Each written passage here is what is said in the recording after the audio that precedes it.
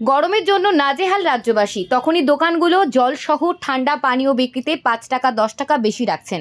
আর তাকে রুখতে এবার ময়দানে খাদ্য দপ্তর প্রান্তিক ক্লাব এলাকায় একটি দোকানসহ বেশ কয়েকটি দোকানে অভিযান চালান খাদ্য দপ্তরের সদর মহকুমা শাসকের টিম। মেয়াদ চলে গেছে, আজকে 24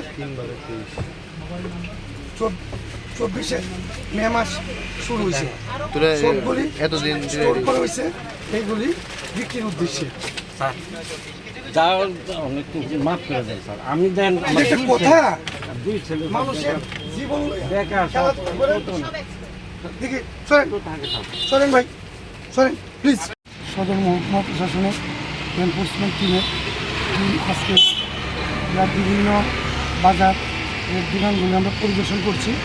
এখন আমরা প্রান্তিক ক্লাব সংলগ্ন এসএস লিঙ্ক সেন্টার, যেটার মালিক হচ্ছে বাপন স্টোর, ওনার দোকানে আমরা আছি। ওনার দোকান পরিদর্শনকালে আমরা প্রচুর পরিমাণে আমরা পানীয় যে সব জিনিস, যেটা পেপসি, কোকাকোলা ইত্যাদি আমরা সিজ করেছি, কারণ এইগুলি এক্সপায়ারি ডেট 2 মাস আগে চলে গেছে। তাছাড়া বিভিন্ন কেক বিস্কিট পেয়েছি, বিভিন্ন চিজ পেয়েছি, এইগুলি এক্সপায়ারি চলে গেছে।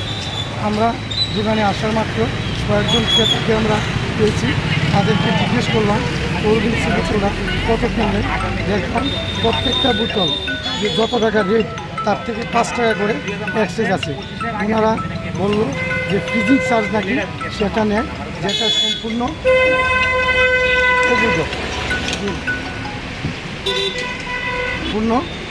অবৈধ। এই ব্যাপারে আমরা তাদের নাম লিপিবদ্ধ করেছি, মহকুমা প্রশাসনের কাছে আমরা রিপোর্ট দেব। আইন অনুসারে যা ব্যবস্থা করার সেটা হবে।